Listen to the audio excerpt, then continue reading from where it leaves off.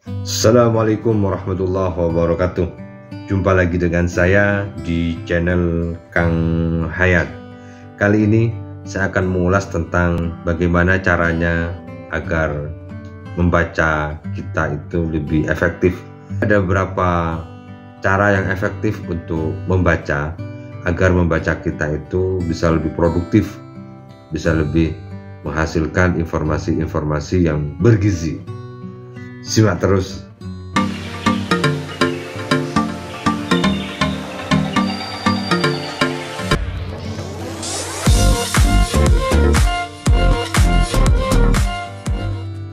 Yang pertama, agar membaca kita itu lebih banyak menghasilkan, tidak hanya sekedar pengetahuan, adalah jangan terburu-buru ingin cepat selesai bacaannya, ingin cepat tuntas, ingin cepat berganti atau bergeser kepada buku yang lain. Karena membaca itu seperti kita menyeduh kopi. Proses penyeduhnya itu merupakan proses yang bisa menghasilkan rasa kopi yang enak, sehingga kopinya meresap bercampur bersama dengan air yang kemudian bisa menghasilkan sebuah kopi yang sangat nikmat.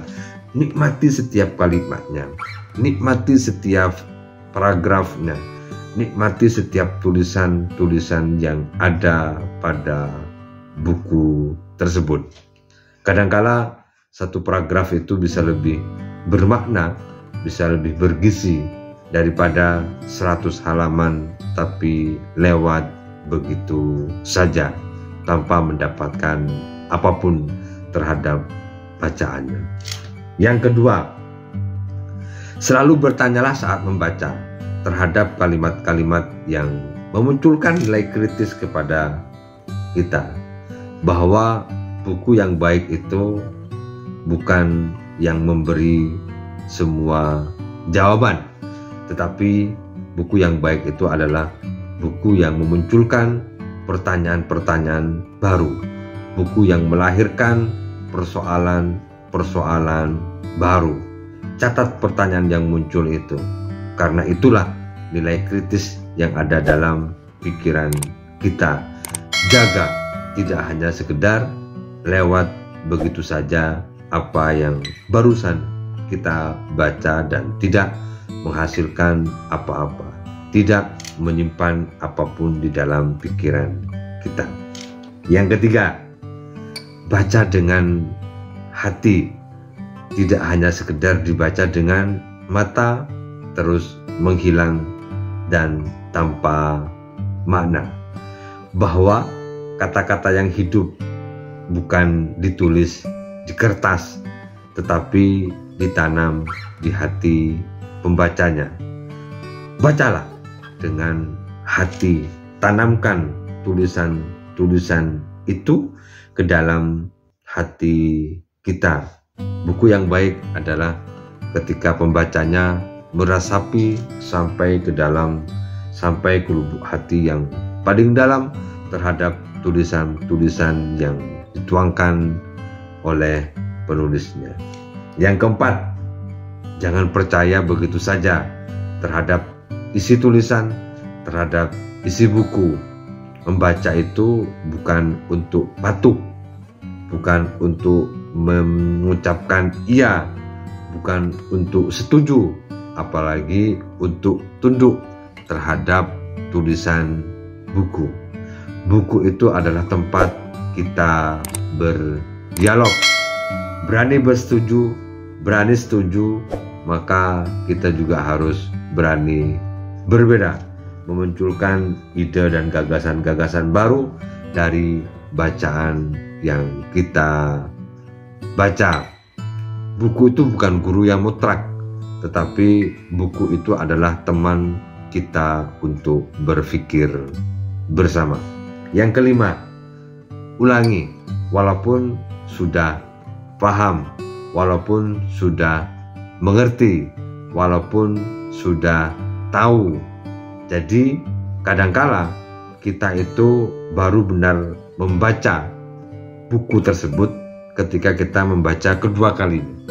ketika kita membaca ketiga kalinya, bahkan bisa melahirkan inovasi-inovasi baru atau bisa merubah mindset dan paradigma kita, atau bahkan bisa mengubah kedewasaan kita ketika buku yang kita baca itu terus diulang sampai melahirkan pikiran-pikiran yang baru.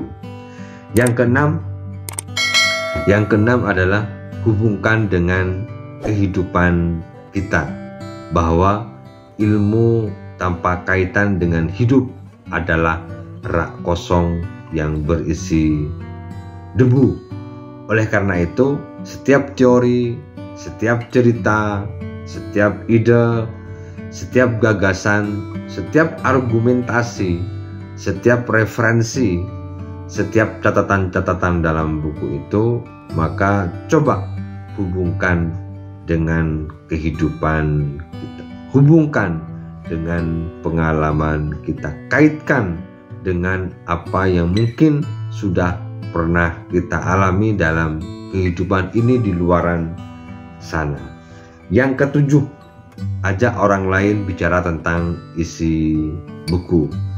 Gagasan yang baik itu akan tumbuh jika dibagikan. Ilmu pengetahuan, pikiran dan gagasan itu ketika dibagikan kepada orang lain, maka akan melahirkan cabang dan ranting-ranting yang baru.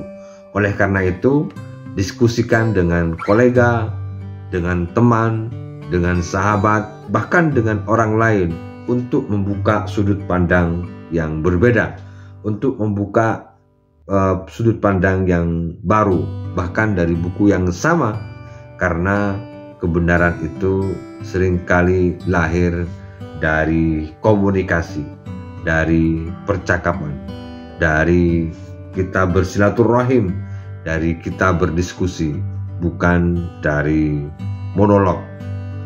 Mulai hari ini silakan bisa dikonsep cara membaca kita, agar membaca buku kita itu tidak ngantuk.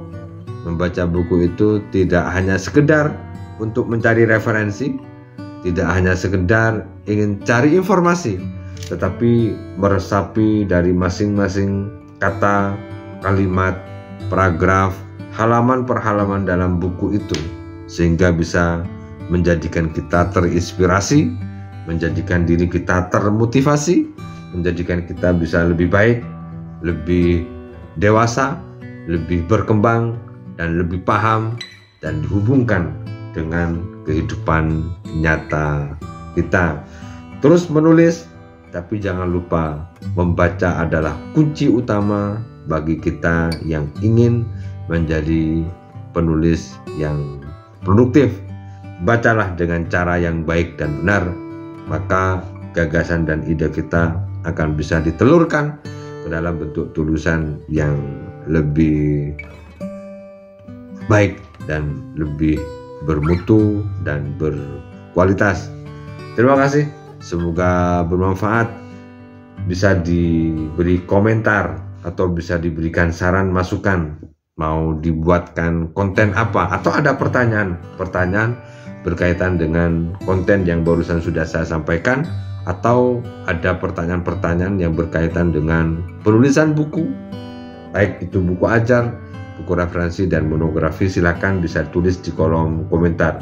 Insya Allah setiap komentar yang dihadirkan ke dalam kolom komentar di video ini pasti akan saya balas satu persatu, atau pertanyaan-pertanyaan yang dilontarkan akan saya buatkan konten untuk menjawab secara gamblang tentang ruang dan dinamika perbukuan.